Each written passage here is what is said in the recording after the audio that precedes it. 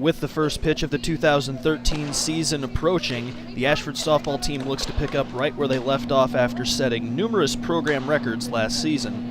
For third-year head coach Kevin Jonish, that he has been fortunate to welcome back a team that has attacked practice with a purpose thus far. Yep, I'm real happy with the effort. Things are going great. I think as any team at this point of the year, kind of get a little cabin fever and ready to get out on the field and play. But yeah, everything's been efficient and we're practicing hard. 9 members are set to don the purple and gold once again this year, with 8 players back for an offense that scored over 6 runs per game last season. With the addition of 9 newcomers that are expected to compete for playing time, the Saints appear to not only be a more dangerous team on offense, but a deeper one as well.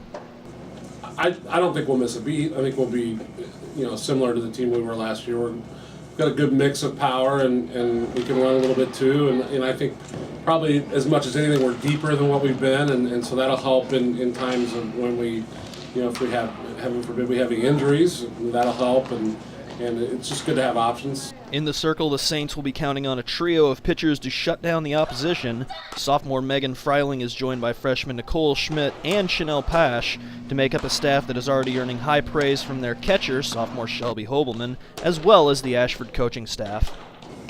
Megan did such a good job last year, and I was so proud to be a freshman with her and to undertake that experience going to conference tournament. And I think Nicole and Chanel coming in can only benefit that, our pitching staff as well. They all work really well together. Of course, they're competitive and they want to get the starting spot. But I think they train, make each other hustle, they make each other work hard, and I think it's good for all 3 of them. I think it could be, a kind of a staff to be reckoned with, but they're going to have to prove it out there. And so far, they're doing what we're asking them to do and working hard. So we're excited about them. And to be honest, they could be as good as any staff that's ever been here.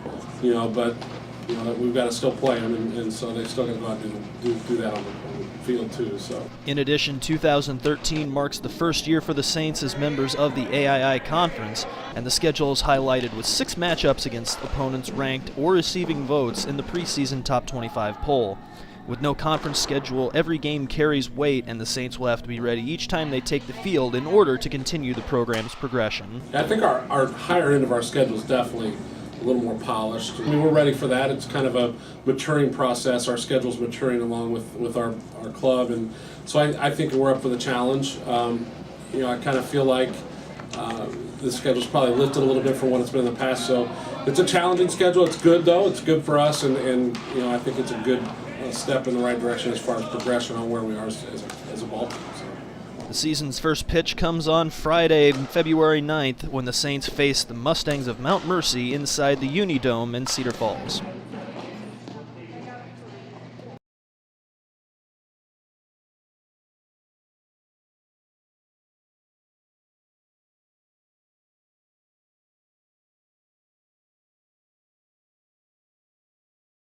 As the men get set to begin their 3rd year and the women their 2nd, the Ashford tennis teams enter their 2013 spring schedule looking to take yet another step forward. Having the ability to play in 4 tournaments during the fall was helpful for 3rd-year head coach Chad Fenwick's teams in preparation for the spring. We're looking pretty good coming out of the fall. I mean, we had a good fall season, a lot of tournament experience, and had a chance to really kind of see what our skill level was. So we're playing competition at the NAIA level, NCAA Division III, Division II levels. So I mean, we have a chance to see some very talented competition, and I feel like we've stacked up pretty well against them. A big help to Fenwick comes in the form of an experienced group of returners on the men's side. While newcomers such as Arno Epping and Lucas Benitez will have a chance to earn playing time, Fenwick will look to lean on his upperclassmen to lead the way. We've got some kids that have been here that have been in the program for a little while. We've got juniors, Carlos Pico, Alvaro Marino, Jake Dunn, Moises Hernandez, and Luis Castillo.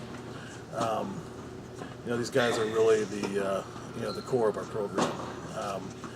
They done a great job for us this fall. The same can be said on the women's side, as the Ashford women's tennis team returned 7 members from last season. Unlike their male counterparts, the Ashford women still remain a very young group, with 9 of the 10 members being either freshmen or sophomores. What the team lacks in age, they have made up for with experience gained over time. Monserrat, Elizondo, Adriana Guedes, Sammy Melcher, Sarah Bach, Tess Stumpf, and Anna Mayaguedia, are the core of the program. And on the women's side, I think we're in even better shape with so many freshmen and so many sophomores, and with the addition of some good freshmen there. So I really feel like we're in a good spot for being a young program. The competition on the 2 schedules will no doubt test the Saints, as both teams will face off with opponents ranked in the preseason NAIA Top 25, as well as schools from NCAA Divisions 2 and 3. But Fenwick knows that facing top competition is the best way to continue moving the program forward. I think we've getting to the point now where in our third full year for the men and our second full season for the women, where we've got kids. We're getting the depth on the roster that we've needed that we haven't had in the past.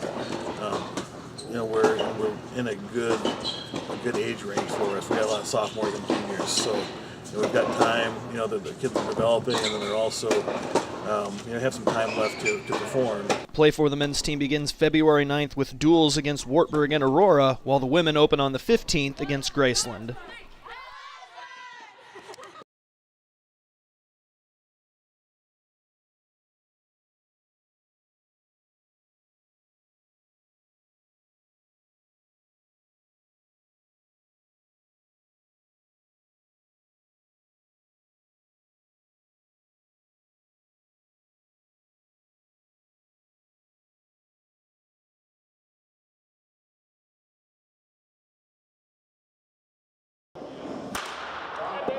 Coming off a 2012 season in which they finished 21-32, the Ashford baseball teams aims to have a rebound year in 2013.